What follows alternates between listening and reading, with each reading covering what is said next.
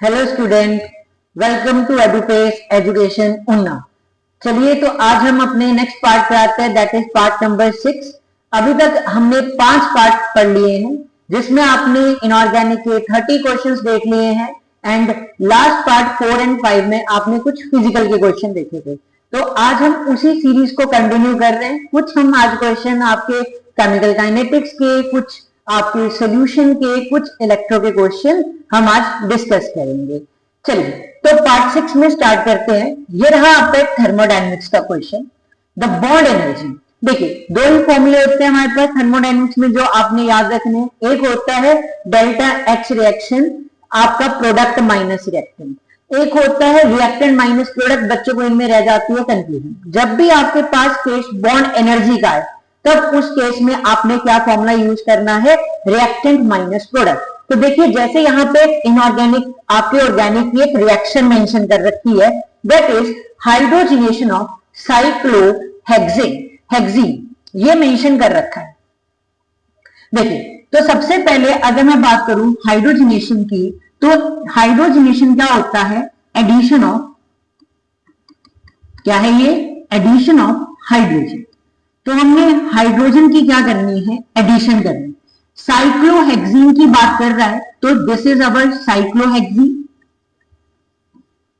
This is cyclohexene with one double, this is our hydrogen H bond H।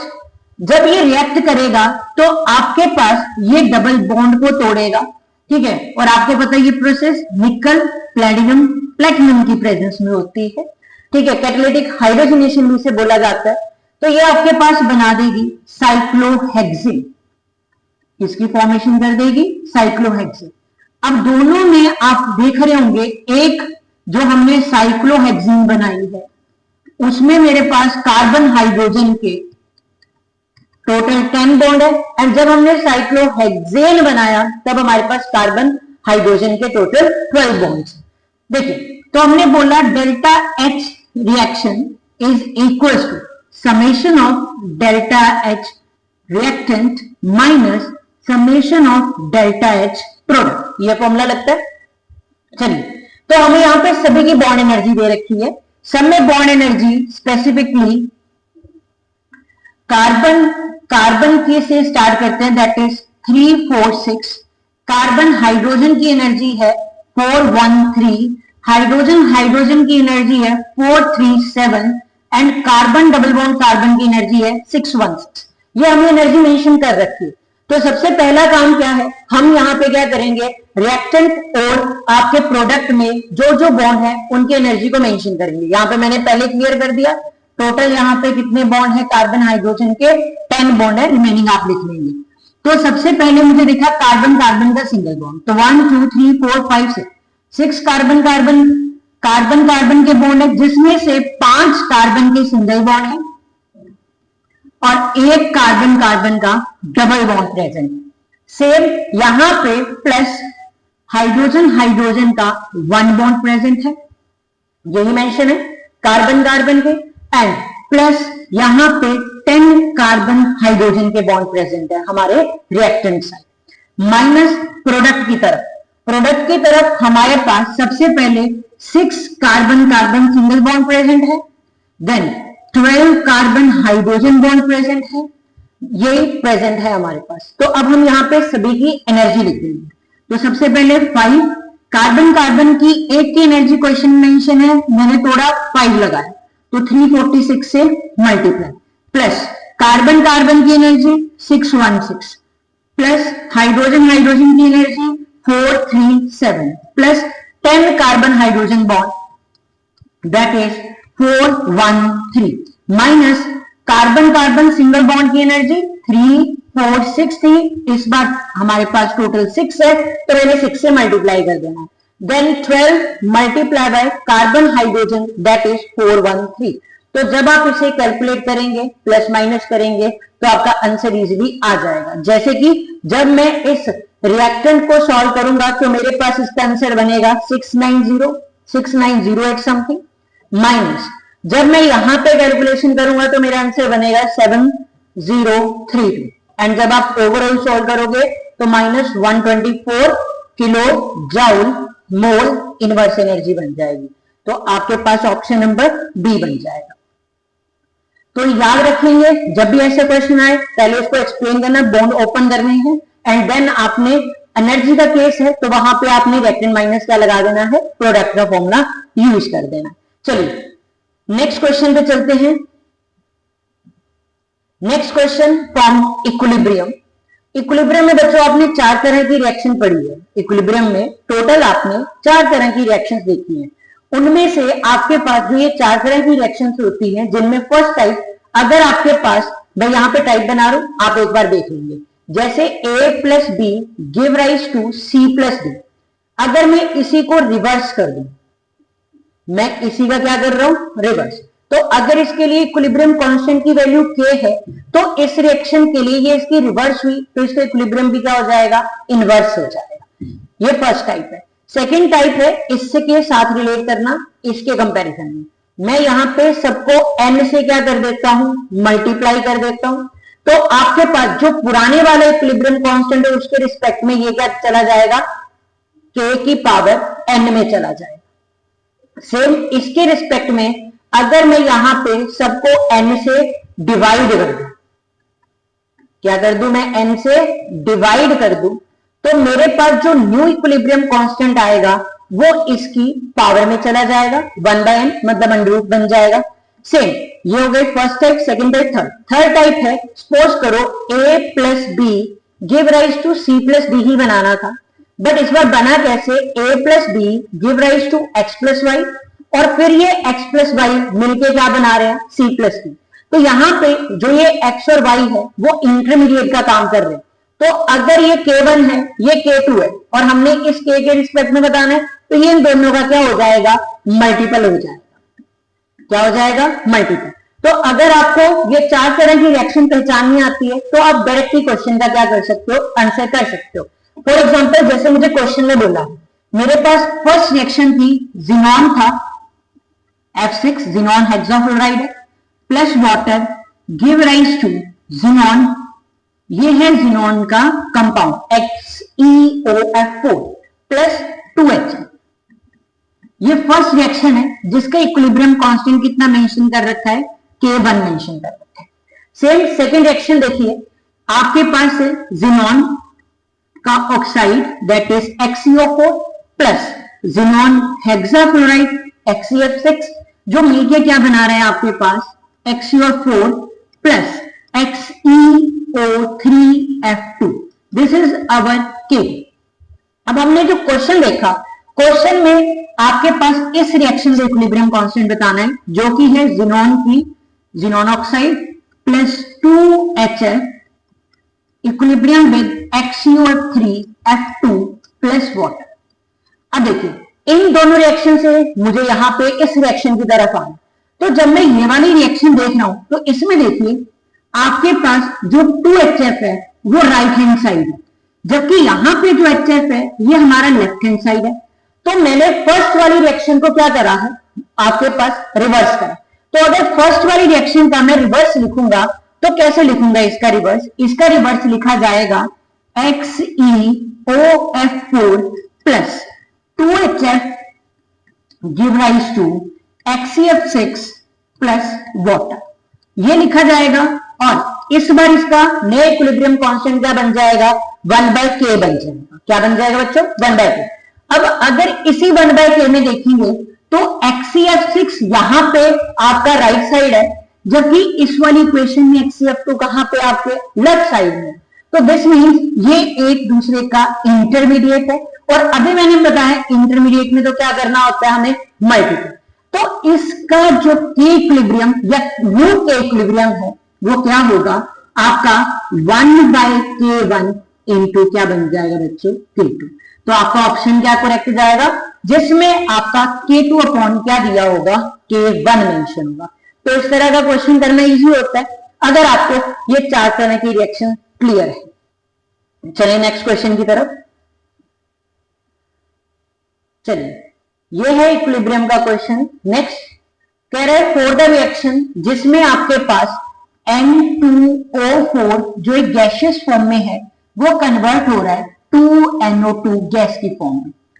The relation between the degree of dissociation, अच्छा पहले यहां पे पता होना चाहिए डिग्री ऑफ डिसोसिएशन बोलते किसे, डिग्री ऑफ डिसोसिएशन बोलते हैं हम किसे, अल्फा को। तो हमें क्वेश्चन में क्या बताना है, अल्फा।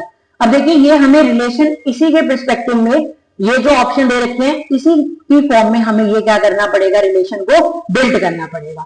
तो चलिए, तो सबसे पहले आप सब ने एक कंसेप्ट सीखा होगा, जब टाइम t 0 होता है तो उस पॉइंट पे जो आपकी कंसंट्रेशन ऑफ प्रोडक्ट होती है वो पूरी की पूरी होती है, ये तो सबको पता है। सपोज करो मैंने इसको कितना नेट कर लिया 1, उस पॉइंट पे प्रोडक्ट तो बना नहीं होगा, तो ये क्या हो जाएगा आपका 0।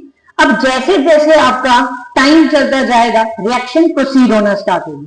जैसे ही रिएक्शन प्रोसीड होगी, मान लो टाइम t हो गया, उस पॉइंट पे रिएक्टेंट की कंसंट्रेशन कम हो और प्रोडक्ट की कंसंट्रेशन क्या होगी, बढ़ेगी। अब प्रोडक्ट कितना बढ़ेगा, स्टोइकियोमेट्री के रिस्पेक्ट में ये क्या बन जाएगा आपका 12। तो अगर मैं टोटल प्रेशर निकालूं तो वो क्या बनेगा 1 plus alpha, 1 minus alpha plus क्या बन जाएगा 2 अल्फा। ये हमारे पास क्या है, टोटल प्रेशर है। क्या है ये अपना टोटल प्रेशर है, ठीक है। पहले ये पता होना चाहिए टाइम t पे क्या होता है, आपके पास 0 हो जाता है, उस पॉइंट पे रिएक्टेंट की कंसंट्रेशन क्या होती है 1, प्रोडक्ट की क्या हो जाती है 0। तो अगर इसी पॉइंट पे आप लोगों को बोला जाए कि टोटल प्रेशर निकालना है, तो टोटल प्रेशर कितना हो जाएगा, ये इसे मैं क्या लिखूंगा 1 plus alpha, this is total pressure, और ये क्या है आपके इनका सम कर दिया। चलिए अब आपने फॉर्मूला सीखा होगा पार्शियल प्रेशर का, पार्शियल प्रेशर का एक फॉर्मूला याद रखना, याद होगा आप लोगों को। पार्शियल प्रेशर का formula mole fraction multiply by total pressure. क्या आता है formula, mole fraction multiply by total pressure. चलिए तो सबसे पहले मैं पार्शियल प्रेशर निकाल रहा हूं, देखिए पार्शियल पी लिख दिया मैंने, पार्शियल प्रेशर निकाला N2O4। चलिए अब इसकी मोल फ्रैक्शन बताते हैं। तो मोल फ्रैक्शन सबको पता होगा, number of moles of solute divide by number of moles of solution, जिसमें हम सोल्यूट प्लस क्या लिखते हैं सॉल्व। तो अगर मैं मोल फ्रैक्शन बताऊं तो इसकी मोल फ्रैक्शन कितनी है अपनी 1 माइनस अल्फा, दिस इज ये सिर्फ पार्शियल प्रेशर है किसका N2O4 का, और सम क्या हो जाएगा 1 प्लस अल्फा। टोटल प्रेशर कितना था, इसको मैं लिखता हूं कितना P, टोटल प्रेशर क्या है P। तो पहले क्या लिखा मैंने 1 माइनस अल्फा, दैट इज जो आपके पास जैसे number of moles of solute होता है, तो इसके मोल्स ये रहे, और ये टोटल है तो 1 प्लस क्या हो गया अल्फा, P तो क्या था हमारा टोटल प्रेशर। ऐसे ही हम क्या लिख लेते हैं पार्शियल प्रेशर लिख लेते हैं, किसके लिए पार्शियल प्रेशर NO2 के लिए, तो वो क्या हो जाएगा बच्चों, that is 2 alpha divide by total is 1 alpha. पर एक चीज आएगी, यहां पे इसकी स्टोइकियोमेट्री कितनी है 2, तो आपके पास जो आपने ये 2 अल्फा लिखा है, ये जो 2 अल्फा है, और अपॉन में क्या बनेगा आपके पास 1 प्लस अल्फा, साथ में मल्टीप्लाई क्या हो जाएगा P4 प्रेशर। अब ये दोनों का क्या आ गया हमारे पास पार्शियल प्रेशर आ गया। अब आप सबको याद होगा कि हम Kp लिखते थे, Kp इज इक्विलिब्रियम कांस्टेंट, ठीक है। तो ये क्या होता था प्रोडक्ट की कंसंट्रेशन अपॉन में रिएक्टेंट, तो प्रोडक्ट क्या है NO2, इसका पार्शियल प्रेशर कितना लिखा आपने 2 अल्फा अपॉन में 1 प्लस अल्फा, और साथ में मल्टीप्लाई क्या करा है आपने P। पर यहां पे इसकी स्टोइकियोमेट्री तो कितनी दे रखी है 2, तो इसका क्या हो जाएगा ट्वाइस, क्या बन जाएगा इसका ट्वाइस। और अपॉन में N2O4 है, N2O4 को क्या लिखेंगे 1 minus alpha divide by 1 plus alpha multiply by P।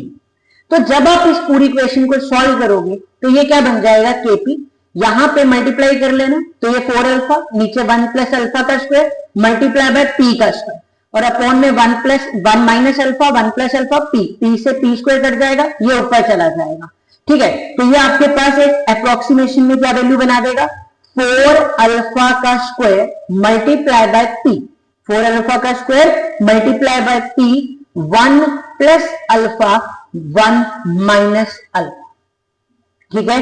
तो जब हम इसे सॉल्व करेंगे तो ये क्या बन जाएगा Kp 4 अल्फा का square multiply by P 1 minus alpha का स्क्वायर, तो ये बन जाता है, ठीक है, तो अब यहां पे इसको आगे फर्दर सॉल्व करते हैं। कैसे? मैं यहां पे क्रॉस मल्टीप्लाई करके लेके जा रहा हूं, तो ये बन जाएगा KP 1 minus alpha square is equal to 4 alpha square और साथ में P फॉर प्रेशर, इसको साथ में लिख देता हूं।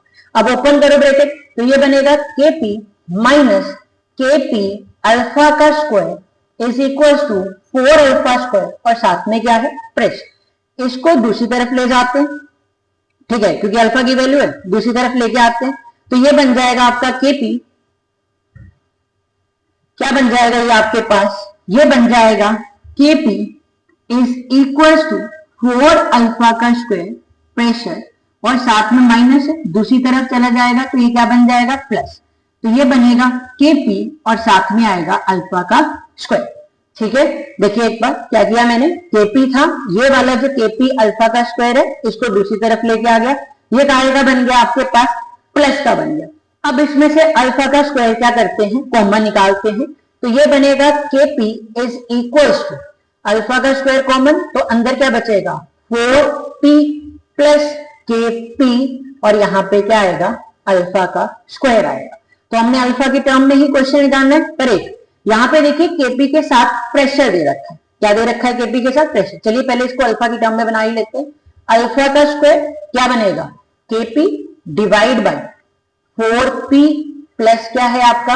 KP, इस फॉर्म में। अब इस पूरी क्वेश्चन को P से डिवाइड कर दो, किससे डिवाइड कर दो? P।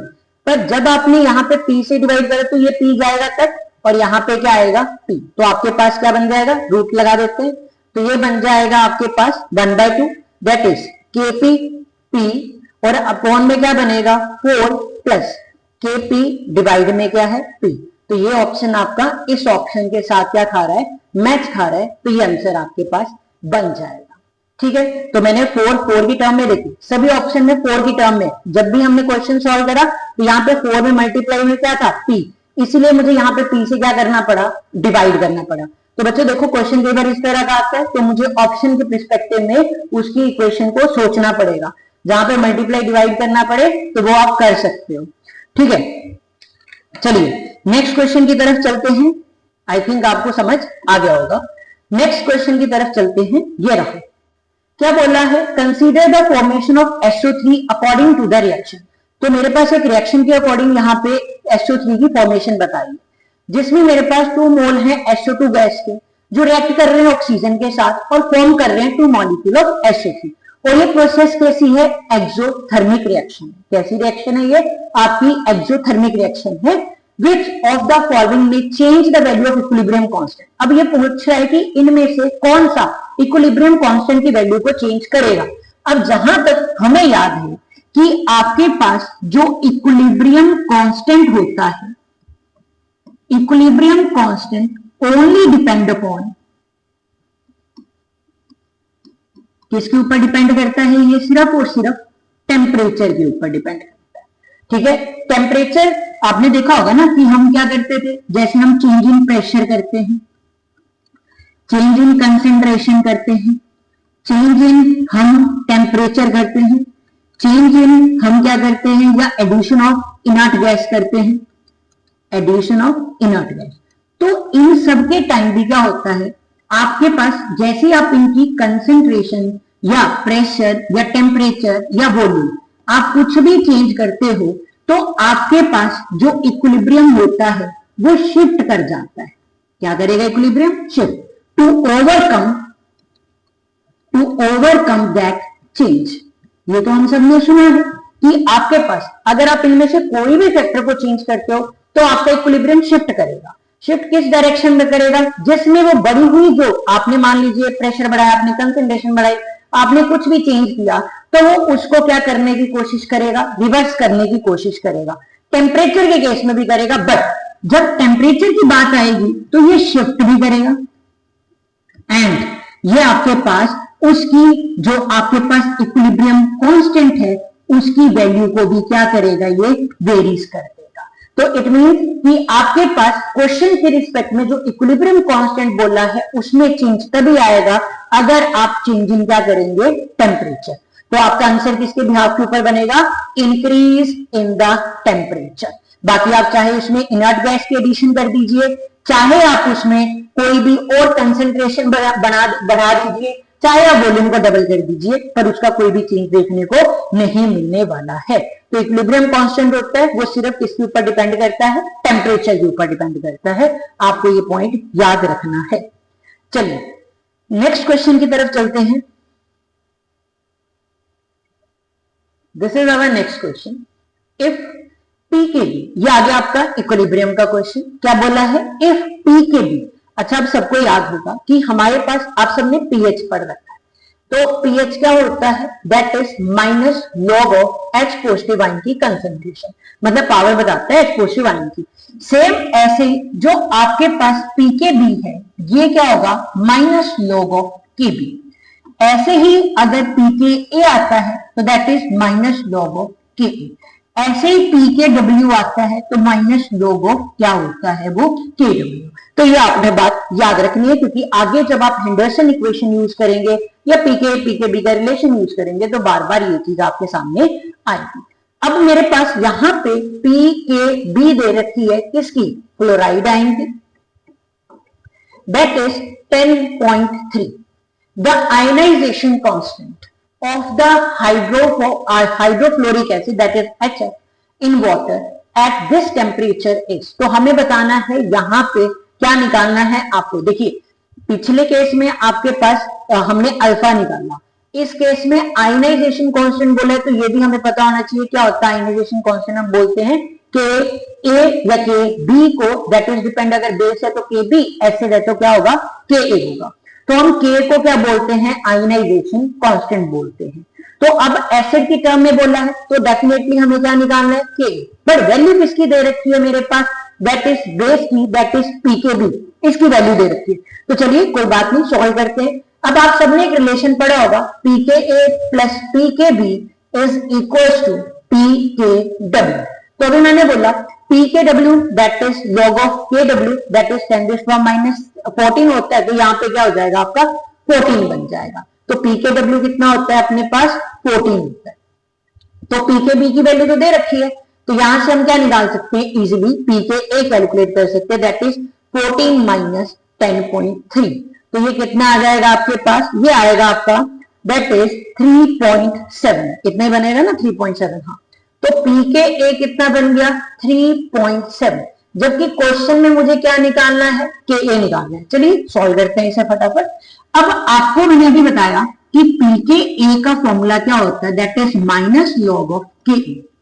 तो अब मुझे के ए बताना है, तो पी के की वैल्यू कितनी है 3.7, माइनस है इस तरफ लेके आते हैं तो ये बन जाएगा आपका लॉग के ए। अब जिन बच्चों को एंटीलॉग निकालना नहीं आता, मैं एक बार फिर बता रहा हूं, एंटीलॉग की ट्रिक बता रहा हूं आपके पास, वो आपने ध्यान से देख लेंगे। देखिए जब भी मुझे इस तरह की वैल्यू का एंटीलॉग करने के लिए आता है, मतलब लॉग हटाऊंगा तो यहाँ पे क्या आएगा, एंटीलॉग। स्पेसिफिकली अगर माइनस का है तो जो भी पॉइंट से पहले आपने माइनस लगा रखा है उससे एक आपने इंटीजर बड़ा ले लेना है। जैसे यहाँ पे 3 है तो हम 4 में से 3.7 को माइनस करेंगे, और खास बात 10 की पावर जो टर्म आपने ली है उसी की रेज टू पावर में चला जाएगा। जैसे मैंने यहाँ पे 4 लिया तो 10 की पावर क्या आएगी, -4। तो बिना सॉल्व करे मुझे ये पता है कि यहाँ पे 10 की पावर -4 है, तो इसका आंसर डेफिनेटली क्या बनेगा, 2 इंटू 10 रेज टू पावर -4। अब आपने सिर्फ इसे माइनस करना है तो माइनस कर दीजिए, तो ये कितना बनेगा 0.3 इंटू 10 रेज टू पावर 4। अब ये 0.3 आंसर नहीं, ये 0.3, ये आप एंटीलॉग सॉल्व कर रहे हो तो मुझे 0.3 बताना है किसका लॉग होता है, तो ये लॉग होता है 2 का, तो आपका आंसर हो जाएगा 2 इंटू 10 रेज टू की पावर -4। क्या आंसर बनेगा, 2 इंटू 10 रेज टू की पावर -4 बनेगा। तो यही आंसर था आपका। चलिए ये ट्रिक आपने याद रखनी है, काम बन जाएगा आपका, नहीं तो आपको डाटा याद करना पड़ेगा। चलिए नेक्स्ट क्वेश्चन है आपके पास, that is the amount of 0.5 moles of pyridinium chloride. क्या है, पिरिडीनियम क्लोराइड। तो पिरिडीनियम क्लोराइड मेरे पास क्या होता है, दिस इज पिरिडीन, और ये होते हैं नाइट्रोजन के लोन पे जो अंदर डिलोकलाइजेशन में पार्टिसिपेट नहीं करते, अगर करेंगे तो ये एरोमेटिक नहीं होगा। अच्छा बेस होता है, तो इसमें H पॉजिटिव आयन को क्या कर लिया, एक्सेप्ट कर लिया, तो चार्ज क्या बनाएगा, पॉजिटिव। क्या चार्ज बनाएगा, पॉजिटिव। इसके साथ Cl नेगेटिव आयनिक बॉन्ड में आएगा, तो ये बन गया आपका सॉल्ट। क्या है ये, सॉल्ट। तो ये जो कंसेंट्रेशन दे रखी है, ये किसकी दे रखी है आपके पास, सोर्स के मोल्स दे रखे हैं, सॉरी कंसेंट्रेशन नहीं है, ये क्या है 0.15 मोल्स है। ठीक है, तो हम मोलैरिटी निकाल सकते हैं। ठीक है, कंसेंट्रेशन निकाल सकते हैं, क्योंकि कंसेंट्रेशन क्या होती है, कंसेंट्रेशन मतलब capital m, molarity that is number of moles upon में क्या होता है बच्चों, वॉल्यूम होता है। तो हम इससे क्या निकाल सकते हैं, इसकी molarity has been added into 500 ml। तो वॉल्यूम हमारे पास लीटर में होती है, तो ml को किस में कन्वर्ट करते हैं, लीटर में। सबसे पहले इसी को सॉल्व करते हैं, ये बनेगा 0.15 और यहाँ पे 500 ml है, तो जब आप ml को कन्वर्ट करेंगे लीटर में, तो ये कितना बन जाएगा आपका 0.5 बन जाएगा, तो ये बन जाएगा आपका 0.3। तो आपके पास जो सॉल्ट है उसकी कंसंट्रेशन कितनी मेंशन कर रखी है, उसकी कंसंट्रेशन है आपके पास 0.3। तो ये सॉल्ट की कंसंट्रेशन मैंने बता दी। आगे चलते हैं, तो हमें साथ के साथ ही दे रखा है पिरिडीन। तो पिरिडीन एक बेस होता है, अभी मैंने बोला पिरिडीन एक क्या होता है, बेस। तो पिरिडीन अगर एक बेस है तो उसकी इन्होंने कंसंट्रेशन डायरेक्टली दे रखी है, दैट इज 0.2 m दे रखी है। क्वेश्चन को साथ साथ लिखते जाओ। कैलकुलेट पीएच, क्या करने को बोला है, कैलकुलेट पीएच कैलकुलेट करने के लिए बोला है रिजल्टिंग सॉल्यूशन का, assuming no change in volume, और इसमें वॉल्यूम चेंज नहीं हो रही है। द वैल्यू ऑफ केबी, और बे क्या रखा है, केबी, दैट इज 1.5 इंटू 10⁻⁹। पूछा पीएच है, दे रखा केबी है, और ये बेस है, मतलब एक बफर बना है। ठीक है, बफर आपने सुना होगा। तो आप लोगों ने एक हेंडरसन इक्वेशन यूज करी होगी, दैट इज क्या होती है बेस के लिए, पीओएच। क्या होती है बेस के लिए, pOH, that is KB plus क्या होता है, लॉग सॉल्ट अपॉन में क्या होता है, बेस। यही होती है, this is our Henderson equation. और यहां पे आता है पी के बी।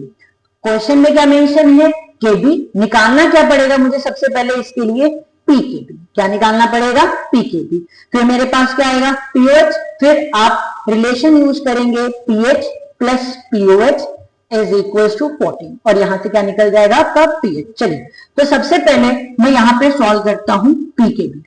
तो पी के B is equal to minus log, ये भी सिखा देते हैं लॉग सॉल्व करना, 10 की पावर कितनी है, -9। तो आपको पता है जब ये सॉल्व करते हैं तो ये पी के बी बन जाएगा 9 माइनस लॉग 1.5। अच्छा बच्चों, 1.5 को मैं क्या लिख सकता हूं, 1.5 को हम लिख सकते हैं लॉग 15/10 लिख दे। तो ये 5 3 जा 15, 5 2 जा 10, तो ये बन गया पी के बी 9 माइनस अपन हम करते हैं लॉग m माइनस है, तो मैं इसको लिख देता हूं लॉग 3 माइनस लॉग 2। तो आपको क्वेश्चन में 3 की 2 की दोनों की वैल्यू में गिवन है, तो आप यहां पे इनका डाटा कर दिए। तो ये बन जाएगा पी के बी 9 माइनस 3 की वैल्यू 0.48 माइनस 0.3, तो ये बन जाएगा पी के बी 9 माइनस 0.1, क्या बनेगा 0.1। तो 9 में से सब्ट्रैक्ट करो 0.18, तो कितना बनेगा 8 पॉइंट समथिंग, दैट इज 8.82, यही बनेगा ना 8.82। तो ये बन गया 8.8, तो पी के बी की वैल्यू आ गई। चलिए फिर यहां पे पुट करते हैं वैल्यू पीओएच के केस में, तो ये बन जाएगा pOH that is equal to 8.82 plus log salt की कंसेंट्रेशन 0.3 और बेस की कंसेंट्रेशन 0.2। अगेन यही डाटा बन गया आपके पास। नीट में अक्सर ऐसे क्वेश्चन आते हैं जहां पे डाटा बिल्कुल इजी करके दिया जाता है ताकि आप टाइम वेस्ट ना करें। अब इसे बार बार सॉल्व करने की जरूरत नहीं है, आपके पास डायरेक्टली क्या लिख दो 0.18। अभी आपने सॉल्व करा तो पीएच अगेन क्या बन जाएगा 9। तो हमें निकालना क्या है पीएच, तो pH plus pOH is equal to 40। तो पीएच कितना बन जाएगा 14 माइनस 9, तो पीएच कितना हो जाएगा 5। तो ऐसा क्वेश्चन नीट में देखा जाता है। डाटा को बिल्कुल सही मायने में यूज करना है, ज्यादा कॉम्प्लेक्स नहीं लेके जाना। नीट में आपको बिल्कुल नियर डाटा मिलते हैं। मोल्स में भी देख लेना, केवल मोलैरिटी दी जाती है, मोलर मास नहीं पता होता है तो वो नियरली सेम होता है हमारे पास जो गिवन मास दिया जाता है। तो देख लेना एक बार, करना इजी रहेगा। बार बार सॉल्व करता रहूंगा तो मुश्किल रहेगा। एक बार में ध्यान से देखो, 0.3 0.3 दिमाग में रखो और सॉल्व करो। चले नेक्स्ट क्वेश्चन की तरफ। चलिए नेक्स्ट क्वेश्चन भी आपके पास सॉल्युबिलिटी का क्वेश्चन है। आजकल नीट में ये अक्सर देखा जा रहा है सॉल्युबिलिटी के questions. The solubility product of AgCl is 1.0 into 10 raised to power minus 10. The equilibrium constant of the reaction is reaction, कौन सी रिएक्शन है? AgCl सॉलिड फॉर्म में है, Br नेगेटिव, और ये बना क्या रहा है? AgBr बना रहा है प्लस Cl। चलिए तो पहले क्वेश्चन ही लिखते हैं। थोड़ा सा टिपिकल सा क्वेश्चन है, जरा ध्यान से लिखते भी जाएंगे और साथ में देखते भी जाएंगे। क्या है? AgCl जो सॉलिड फॉर्म में है, Br नेगेटिव के साथ रिएक्ट करके वो बना रहा है AgBr, और ये सॉलिड फॉर्म में प्लस Cl नेगेटिव। इसके लिए आपको के इक्विलिब्रियम कांस्टेंट की वैल्यू दे रखी है 200। एंड डेथ ऑफ रिएक्शन, एक और रिएक्शन मेंशन है जिसमें 2AgBr H2 negative AgS plus क्या बना रहा है? 2Br। इसके लिए डाटा कितना दे रखा है आपके पास? मैं यहां पे लिख देता हूं 2AgBr, ये सॉलिड फॉर्म में है, plus H2 negative Ag2S sulphide है, सॉलिड स्टेट में है, प्लस 2Br नेगेटिव है। इसके लिए इक्विलिब्रियम दे रखा है 1.6 इंटू 10 रेज़ टू पावर 22। चलिए तो अगर मैं यहां पे इक्वेशन लिखूं तो मुझे यहां पे दिख रहा है कि AgCl एक रिएक्शन क्या होगी जहां पे AgCl, क्योंकि सॉल्युबिलिटी है तो Ag का टूटना दिखाना पड़ेगा, तो ये टूट रहा होगा Ag positive plus Cl negative. तो इसको मैं लिख देता हूं K1। अगली रिएक्शन में क्या होगा? AgBr टूटता होगा किसकी फॉर्म में? That is Ag positive plus Br negative की फॉर्म में टूटता होगा। इसे लिख देते हैं हम K2, या आप Ksp भी लिख सकते हो। ठीक है, तो अब देखिए यहां पे अगर इसका कंपैरिजन मैं यहां पे करूं तो AgCl लेफ्ट साइड, पर AgBr तो मुझे कहां पे दिख रहा है? Right side. इट मींस मुझे इस वाली रिएक्शन का क्या करना पड़ेगा? रिवर्स करना पड़ेगा।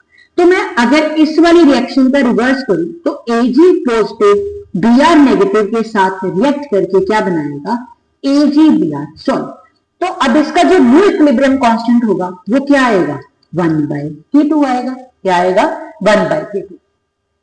अगर ये 1/K2 आ गया आपका, तो आप देख रहे हो कि यहां पे Ag आपका यूज हुआ और यहां पे Ag क्या हो गया? 4। तो ये किस तरह की रिएक्शन होगी? अगेन इंटरमीडिएट वाली। तो इंटरमीडिएट में आप क्या करते थे? मल्टीप्लाई करते थे। तो मैं यहां पे लिख सकता हूं कि जो इस रिएक्शन का इक्विलिब्रियम कांस्टेंट था वो बराबर हुआ, मैं इसे अब Ksp की टर्म में लिख रहा हूं कि आपको कंफ्यूजन हो, Ksp of AgCl multiply Ksp of AgBr। पर ये तो क्या हो जाएगा अब आपका? इनवर्स। तो ये बन गया Ksp AgBr। डन है? इतना समझ आया? अब यहां पे वैल्यू पुट करते हैं। तो वैल्यू में मुझे क्या दिख रहा है? वैल्यू में मेरे पास AgCl की सॉल्युबिलिटी दे रखी है, that is 1.0 into 10 raise to power कितनी दे रखी है? 10 दे रखी है। तो मैं क्या करता हूं? जस्ट इसको यहां पे लेके गया, के इक्विलिब्रियम को नीचे लेके आया, तो मेरे पास यहां पे बन जाएगा Ksp, किसकी Ksp? AgBr की। किसके बराबर? 1.0 into 10 raise to power -10 divide by 200। क्या करा मैंने? जस्ट के इक्विलिब्रियम को इधर और Ksp को इधर ले दिया, और जस्ट मैंने इनके डाटा को क्या कर दिया? पुट कर दिया। तो जब आप इसे सॉल्व करेंगे तो ये कितना बनेगा? 10 बना लेना। तो ये बन जाएगा आपका 5, बन जाएगा 5 इंटू 10 रेज़ टू पावर -10 थे, 2 0 और ऐड हो जाएंगी 3, तो ये बन जाएगा आपका 30। कितना बन जाएगा ये? 5 इंटू 10 रेज़ टू पावर -30। अब इस वाले इक्वेशन में देखिए यहां पे भी सेम काम हुआ होगा, AgBr है और सल्फाइड है, तो दैट मीन्स AgBr यहां पे भी होगा जो सॉलिड फॉर्म में था। जब ये टूटता होगा तो इसने भी टूट के Ag पॉजिटिव और Br नेगेटिव की फॉर्मेशन करी होगी, तो इसको K1 लेट कर लेते हैं। अब यहां पे देखिए 2 है तो मुझे भी यहां पे 2 स्टोइकियोमेट्री यूज करनी पड़ेगी, मोल्स यूज करने पड़ेंगे, तो 2Br बन गया। अगली स्टेटमेंट में क्या है? अगली रिएक्शन क्या बनेगी? Ag2S जो सॉलिड फॉर्म में होगा, जब ये भी टूटता होगा तो इसने भी क्या करी होगी? फॉर्मेशन करी होगी किसकी, Ag पॉजिटिव प्लस क्या बना होगा, S2 नेगेटिव, इसको मान लेते हैं हम K2। अब ऊपर वाले इक्वेशन के साथ अगर कंपैरिजन करूं तो मुझे दिख रहा है S2 नेगेटिव यहां पे राइट साइड, बट इक्वेशन में जो हमारे पास आई है वो कहां पे है, लेफ्ट साइड। तो मुझे इस वाली का क्या करना पड़ेगा, रिवर्स करना पड़ेगा। तो इसका कर देते हैं रिवर्स। तो जब इसका रिवर्स करूंगा तो ये बन जाएगा Ag positive plus S2 negative और ये बनाएगा Ag2S और ये इक्विलिब्रियम कांस्टेंट क्या बन जाएगा इसका, रिवर्स। अगर अब आप देखिए तो ये वाली इक्वेशन और ये वाली इक्वेशन जिसमें Ag पॉजिटिव और Ag एक दूसरे का क्या है, इनवर्स है, मतलब इंटरमीडिएट है, तो ऊपर वाली इक्वेशन का क्या होगा, मल्टीपल बन जाएगा। तो ये बन जाएगा आपका 1.6 इंटू 10⁻24 प्लस के है, ठीक है, विच इज इक्वल्स टू क्या बनेगा आपका, AgBr, KSP ऑफ AgBr जिसे आपने K1 लेट करा था, AgBr 2AgBr 2 है तो यहां पे भी क्या करना पड़ेगा 2 multiply by 1 bye K2, K2 किसके लिए आया, K2 आया KSP ऑफ आपके पास Ag2S के लिए, और क्वेश्चन में भी हमें किसकी निकालनी है, KSP ऑफ Ag2S। तो इसको यहां पे ले जाओ बच्चों, तो ये बन जाएगा KSP Ag2S मतलब आपका सल्फाइड की, तो ये बन जाएगी AgBr की, तो हमने अभी कैलकुलेट करी, that is 5 into 10⁻13 divide by 1.6 into 10⁻24। तो ऊपर जाएंगे तो ये कितने हो जाएंगे, माइनस के, तो सॉल्व कर लेना। तो आपके पास ये बनेगा नियर अबाउट में चला जाएगा ये 10 की पावर माइनस 49, हाँ तो एक ही ऑप्शन में 49 है, तो ये बनेगा 1.56 इंटू 10⁻⁻49, तो ये बन जाएगा। तो कई बार इस तरह का क्वेश्चन भी आपको देखने को मिलता है जहां पे आपके पास सॉल्युबिलिटी प्रोडक्ट को रिलेट करा गया है इक्विलिब्रियम कांस्टेंट के साथ। तो इजी था, तो आपने सबसे पहले करना क्या है, ऐसा क्वेश्चन पेपर में आता है तो देखो पढ़ने के लिए टाइम नहीं, जो जो स्टेटमेंट आप पढ़ते जा रहे हो उसको साथ साथ मैच करते जाओ, लिखते जाओ। जैसे जैसे आप स्टेटमेंट को सिंप्लीफाई करते जाओगे आपके पास रिजल्ट बनता जाएगा। पर एक चीज का ध्यान रखना, क्वेश्चन पढ़ने के साथ हमें फॉर्मूले का याद आना चाहिए कि मेरे पास ये फॉर्मूला यहाँ पे क्या हो सकता है, यूज हो सकता है। चलिए नेक्स्ट क्वेश्चन की तरफ चलते हैं, क्वेश्चन नंबर 32 की तरफ। देखिए ये क्वेश्चन है आपके पास, सिंपल सा क्वेश्चन, नीट के पर्सपेक्टिव से ऐसा क्वेश्चन देखा जाता है, ठीक है, चाहे वो हमें फिर फॉर्मूले में पुट करके बता दे, ई सेल वाले फॉर्मूले में, चाहे वो इस तरह का क्वेश्चन दे दे। अब मैं यहाँ पे सिंप्लीफाई कर रहा हूं कि आप सबने इलेक्ट्रोकेमिकल सीरीज पढ़ी होगी, उसमें हाइड्रोजन को आपने स्टैंडर्ड मानना होगा क्योंकि उसकी 0 वोल्टेज होती है। स्टैंडर्ड माने जो भी हाइड्रोजन के अबव लाई करते हैं उनकी SRP स्टैंडर्ड रिडक्शन पोटेंशियल की वैल्यू माइनस में जाती है, और जो भी हाइड्रोजन के नीचे लाई करते हैं उनकी SRP जाती है पॉजिटिव में। तो हम बोलते हैं more the value of SRP in negative, वो उतना ही अच्छा क्या होगा, रिड्यूसिंग एजेंट होगा। रिड्यूसिंग एजेंट मतलब जो खुद की क्या करेगा, ऑक्सीडेशन, और दूसरों की क्या करेगा, रिडक्शन करेगा। दूसरों की क्या करेगा, रिडक्शन।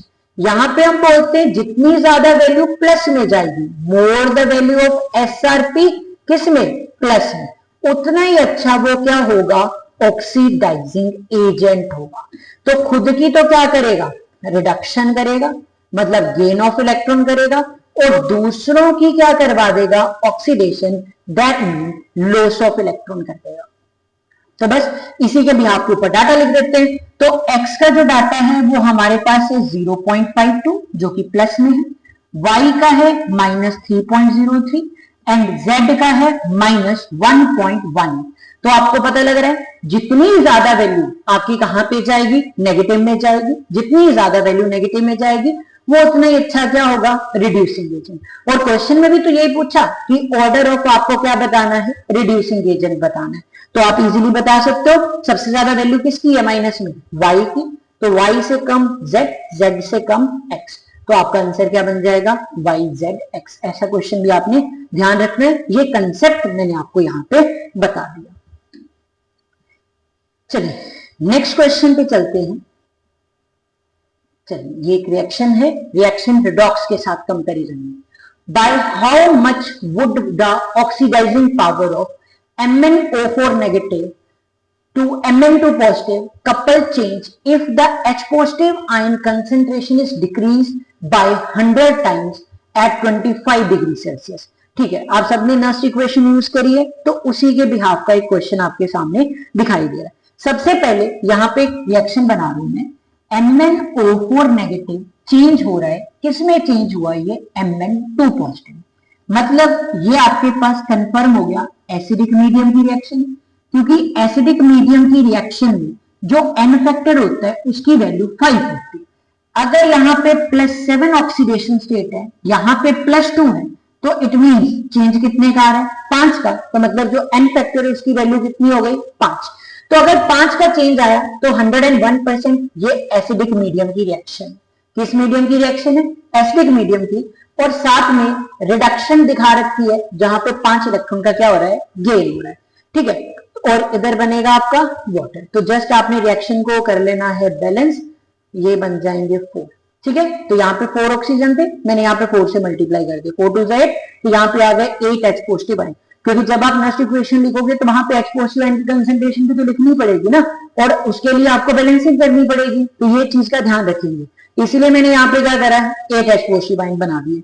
चलिए, अब अगर मैं बात करूं नेक्स्ट इक्वेशन की, तो आप सबको याद होगा E cell is equal to E naught cell minus 0.059 upon N। N क्या होता है, नंबर ऑफ इलेक्ट्रॉन चेंज, जो कि कितने हैं, 5, और यहां पे बनता है लॉग प्रोडक्ट की concentration Mn2 positive upon reactant की concentration that is MnO4 negative, और साथ में क्या है, H पॉजिटिव आयन, जो कि कितने हैं आपके पास, 8 है। ठीक है, जो कि कितने हैं आपके पास, 8 है, तो मैंने क्या लिख दिया, पावर में 8 लिख दिया। ठीक है, चाहे बाहर लिख लो चाहे जैसे भी, 8 है। अब एक चीज देखिए, यहां पे इन दोनों की कंसेंट्रेशन को मैं लेट कर लेता हूं, सपोज कर लेता हूं या एज्यूम कर लेता हूं कि ये कितनी होगी, 1, तो ये हट गया आपका, बचा क्या, E cell E naught cell minus 0.059 upon 5 log, बचा है H पॉजिटिव आयन की कंसेंट्रेशन जो कितनी है आपके पास, 8 है। डन।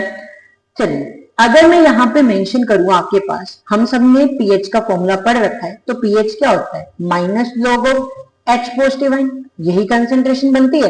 तो मैं इसको जरा ऊपर लेके आऊंगा, तो ये माइनस, यहां पे माइनस आएगा, माइनस माइनस क्या हो जाएगा, प्लस, तो ये बन गया E cell is equal to E naught cell plus 0.059 divide by 5, बेशक यहीं पे सॉल्व कर लीजिए, और साथ में आ जाएगा log H पॉजिटिव आयन 8।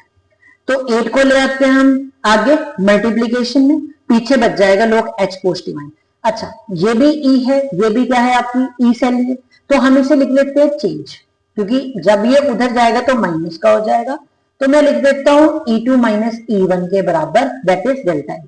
तो ये बन जाएगा, सिंप्लीफाई कर रहे हैं, ठीक है, क्योंकि इनका डाटा नहीं दे रखा है, तो हम इसे क्या कर देंगे, सिंप्लीफाई कर रहे हैं कि आपको कैलकुलेशन में क्या रहे, आसानी रहे। तो ये लॉग क्या बचेगा, H पॉजिटिव। अच्छा, अब क्वेश्चन के अकॉर्डिंग बोला, if the H positive ion concentration is decrease by 100 time, कि आपकी जो H पॉजिटिव आयन की कंसेंट्रेशन है वो 100 टाइम क्या हो गई, मान लीजिए डिक्रीज हो गई, तो इट मींस जो हमारे पास concentration of H positive ion, ये H पॉजिटिव आयन है जो हम सेकंड वाले की बात कर रहे हैं, ये पहले वाले के कंपैरिजन में क्या होगी, 100 टाइम डिक्रीज हो जाएंगी। कर दे यहाँ पे वैल्यू पुट इसकी, तो ये बनेगा delta E is equal to 0.059 upon 5 multiply by 8, यहां पे बनेगा लॉग चेंज प्रोडक्ट, और ये क्या है आपका रिएक्टेंट, तो फॉर्मूले में क्या होता है, प्रोडक्ट अपॉन रिएक्टेंट, तो मेरे पास क्या बनेगा, H2 बाय H1 बन जाएगा, तो H2 बाय H1 की वैल्यू ये वाली पुट कर देते हैं, तो ये H2 अपॉन में क्या बनेगा, H1। तो अगर मैं इसको चेंज करूं तो ये कितने का आ जाएगा, 1/100 के रिस्पेक्ट में आ जाएगा। चेंज करूं ना, H1 को नीचे ले जाऊं तो ये क्या बनेगा, 1/100। क्या बोल रहा हूं मैं, यहाँ पे H2 आएगा और यहाँ पे H1, ये हाइड्रोजन है, ये सेकंड की कंसेंट्रेशन की बात करिए वो है। तो अगर मैं इसको यहाँ पे इस तरह से लिख दूं H2 बाय H1 और ये बन गया 1/100 के बराबर। तो इसकी वैल्यू डायरेक्टली क्या पुट कर दूं मैं, 100 पुट कर दूं तो 0.059 divide by 5 multiply by 8 log, ये देखिए और ये देखिए, तो इसकी वैल्यू डायरेक्ट क्या आएगी 1/100। अब आप माइनस कर लीजिए, तो delta E is equal to 0.059 divide by 5 multiply by 8 log 1 minus log 100। 100 की वैल्यू कितनी होती है आपके पास, लॉग 1 की वैल्यू 0, 100 की वैल्यू कितनी होती है 2, 10 की 1 होती है तो 100 की कितनी होगी 2। तो आप यहाँ पे लिख लीजिए माइनस के क्या आ जाएंगे 2 मल्टीप्लाई बाय -2। तो अब आप जब इसे सॉल्व करेंगे तो ये आपके पास बन जाएगा, हाँ बस एक चीज का ध्यान रखना है क्वेश्चन में मिली वोल्ट, जबकि आपके पास जब ये क्वेश्चन सॉल्व करोगे तो ये वोल्ट में आएगा, तो ये आ जाएगा delta E is equal to 0.188, ठीक है 188 वोल्ट।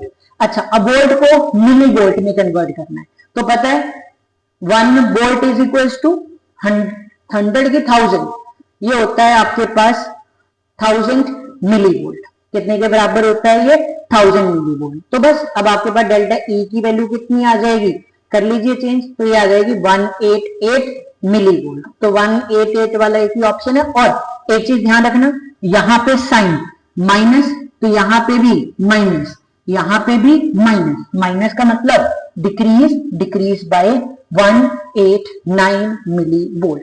तो आपने यूनिट का भी ध्यान रखना है और क्वेश्चन को भी समझना है। जैसे यहां पे बोला था concentration of H positive ion को क्या कर दिया हुआ है चेंज, तो मैंने चेंज करवा दी, दैट इज 1/100। फिर मैंने H2 को H1 करा, 1/100 करा, डायरेक्टली यहां पे कंपेयर करा, वैल्यू पुट करी और आंसर को क्या कर दिया आपके सामने निकाल दिया। चलिए नेक्स्ट क्वेश्चन की तरफ चलते हैं। देखिए ऐसा क्वेश्चन आपने देखना है कि मैं कैसे सॉल्व कर रहा हूं, ये आपने मेरे मेथड से सॉल्व करना है। 101% आपका क्वेश्चन सही जाएगा, क्योंकि इसमें होती है थोड़ी सी कंफ्यूजन, क्वेश्चन आता है गलत। देखिए जब भी ऐसा क्वेश्चन आए जिसमें आपके पास एक ई नोट, दूसरी ई नोट और तीसरी ई नोट आपको निकालने के लिए दी जाए, सबसे पहले रिएक्शन लिखते हैं। रिएक्शन में देख रहा है Fe2 positive 2 electron give rise to Fe, जिसमें ई नॉट की वैल्यू दे रखी है -0.440 volt. Same concept Fe3 positive plus 3 electron give rise to Fe, जिसमें ई नॉट की वैल्यू दे रखी है -0.036 वोल्ट, ये वैल्यू दे रखी। अब आप देखिए यहां पे हमारे पास ये डाटा दे रखा है, मुझे इसके पर्सपेक्टिव में इक्वेशन को देखना है जिसको मुझे ई नॉट निकालना है। तो अगर मैं इस इक्वेशन की बात करूं तो आपके पास देखने को मिल रहा होगा, क्या देखने को मिल रहा है कि यहां पे Fe2 पॉजिटिव जो आपका रिएक्टेंट साइड था, इस बार वो कहां पे आ गया, प्रोडक्टेंट साइड आ गया। तो मतलब मैंने फर्स्ट वाली इक्वेशन को क्या करना है, रिवर्स। अब आपने मेरी बात ध्यान से सुननी है, आपने इसे G1 लेट करना है, आपने इसे G2 लेट करना है, आपने इसे G3 लेट करना है। अब एक फॉर्मूला ध्यान रखना है, delta G3 is equal to delta G1 plus delta G2। अब आपने इक्वेशन के डाटा को छेड़ना नहीं, यहां पे प्लस माइनस नहीं करना है कभी नहीं, क्योंकि जो आपके पास ये फॉर्मूला है इसमें खुद का भी क्या लगा हुआ है, माइनस लगा। तो बच्चे क्या करते हैं, वो डाटा चेंज करते हैं, आगे फिर माइनस है, इसके डाटा को चेंज कर देते हैं, तो क्वेश्चन में बड़ी कॉम्प्लेक्सिटी जनरेट हो जाती है। तो आपने जिसको चेंज किया उसको यहां पे चेंज करो। तो मैंने delta G3 delta G1 minus क्या कर दिया, डेल्टा G1 कर सकता हूं, डेल्टा G1 माइनस, क्योंकि इसकी माइनस में वैल्यू चली जाएगी तो ये माइनस बन गया। डन। अब जरा ओपन करते हैं सबको, ये बनेगा -N3Fe0 सेल। आप सबको पता होगा N number of electron change, F क्या है फेरेडे, एंड इन सेल का डाटा तो हमें इसका कैलकुलेट करना है। ये भी क्या बनेगा N2Fe0 सेल, यहां पे माइनस और इसका खुद का माइनस, इसीलिए बोल रहा था कि साइन सोच समझ के चेंज करना है। तो इसे जरा करते हैं ओपन, तो N3 F तो देखो सब में कॉमन है, मैं हटा ही रहा हूं, फिर डाटा में माइनस है, तो इसीलिए ये क्वेश्चन थोड़ा सा कॉम्प्लेक्स है। तो ये बनेगा, अब जो प्लस का उसको माइनस का मतलब माइनस कॉमन निकाल लेते हैं, तो ये बन गया N3E0 सेल, और ये बनेगा N2 माइनस का है तो ये हो गया आपका प्लस का, F हटा देना ना, और ये माइनस का N1 E नोट से। चलिए, तो n की वैल्यू यहां पे थर्ड वाली इक्वेशन में n की वैल्यू 1, तो 1 है, डायरेक्ट E सेल ही लिखी, which is equals to N2, second के लिए N2 की वैल्यू 3, तो मतलब 3 multiply by data as it is minus 0.036 minus यहां पे N1 की कितनी है डाटा 2, और यहां पे माइनस के अगेन कितना आ जाएगा बच्चों आपका 0.440। डन है।